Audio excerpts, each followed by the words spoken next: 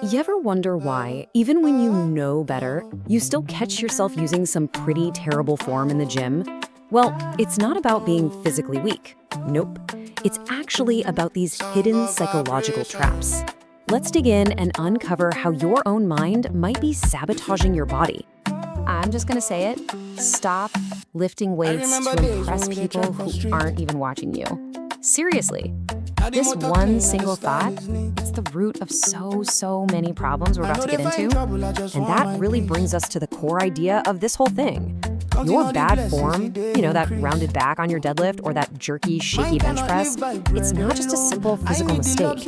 It's a symptom of something way deeper. It's a psychological glitch, one that's putting your ego way ahead of your actual progress. So what's the real danger here, right? It's not just a minor pull or a little strain. No, we're talking about something way more destructive. We call it the silent collapse. And trust me, this is where that one bad rep piled on top of another and another, it starts to matter more than you could possibly imagine. So a silent collapse, it's not just that one moment you get hurt. It's the slow, creeping damage that builds up from always choosing heavy, sloppy reps over smart, healthy, controlled ones. And the end game? It isn't just a physical injury. It's a total shutdown of your entire fitness identity. You just stop. And look, here's the critical difference you gotta understand. A physical injury, that's just an event. You heal, you recover. But an identity collapse, that's a full-on, permanent stop. It gets into your head, it infects your mindset. It's that little voice that starts whispering, I just can't do this anymore. And that doesn't lead to recovery. It leads to quitting, for good. So who's the bad guy in all this? I'll tell you what it's not. It's not the barbell. It's not the dumbbell. The real enemy is inside you. Let's go ahead and unmask this hidden saboteur that's living inside all of our heads. You ever heard of something called the gym audience effect? It's that subconscious pressure, that need to look strong and like you know what you're doing for a crowd that, let's be real, probably isn't even paying attention to you. This impulse is so powerful, it can literally make your brain ignore pain signals. Think about that. You start compromising your own safety just for what you think other people see. And this whole effect is fueled by these toxic beliefs we tell ourselves. You know the ones. Moving more weight is better than controlling the weight. Or the all-time classic, oh, I'll fix my form once I'm stronger. Come on. These aren't just harmless little thoughts. They're poison. They justify the bad habits that pave the road straight to that silent collapse. Okay, so where does this need to look strong even come from? It's not random. It's born from a really deep-seated fear and anxiety that makes us rush through things when we should be taking our time. We call this avoidance anxiety, and it's exactly what it sounds like. It's the fear of looking like a beginner. I mean, nobody likes feeling new or unskilled, right? And that anxiety, that feeling, it makes us want to skip all the boring, basic stuff and just rush into the cool, advanced exercises long before we've earned the right to do them safely. And this all leads to a really crucial insight. If you want to fix the physical problem, you have to fix the mental one first. So get this.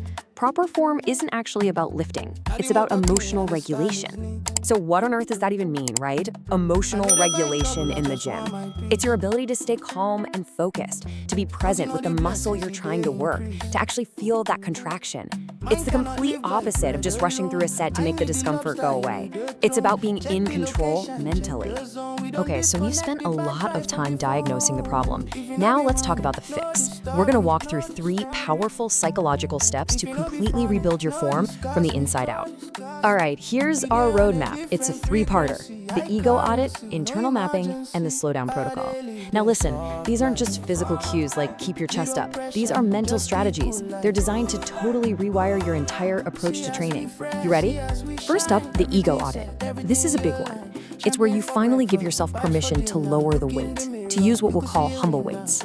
And just doing that one thing, it directly attacks and kills that avoidance anxiety we talked about. It's you telling your ego to take a backseat, because mastery, not the number on the plate, is the real goal here. Okay, step 2 is all about shifting your focus. We're moving from an external focus to what we call internal mapping. So what does that mean? It means you stop staring at yourself in the mirror and you start feeling the muscle actually work. You stop judging how the lift looks and you start sensing the quality of the contraction. See the difference? You're not looking for approval anymore, you're looking for mastery. And finally, step 3, we have the slow down protocol. This is where the rubber meets the road. You physically apply this new mindset. How? By using intentional tempos, like say a 3-second negative on a squat, and adding in pauses. When you do this, you literally force your brain to slow down, to break those old sloppy habits and relearn the entire movement pattern correctly, right from scratch. So let's kind of wrap this up. When you bring this all together, you realize this journey is about so much more than just lifting weights. The focus, the discipline, the humility you build by dialing in your form, that stuff doesn't just stay in the gym. It follows you out the door. Because think about it, when you truly master your form, you're not just building a stronger body. You're forging a stronger, calmer mind. You're building a more resilient life. That humility, that focus, that presence you practice with a barbell in your hands, that becomes a part of who you are. Everywhere. So, I'm gonna leave you with one question to take into your next workout. Before you lift that weight, I want you to look at it and ask yourself honestly, is this next rep building my body, or is it just feeding my ego? The choice, as always, is yours. Counting all the blessings, they increase. Mine cannot live by bread alone. I need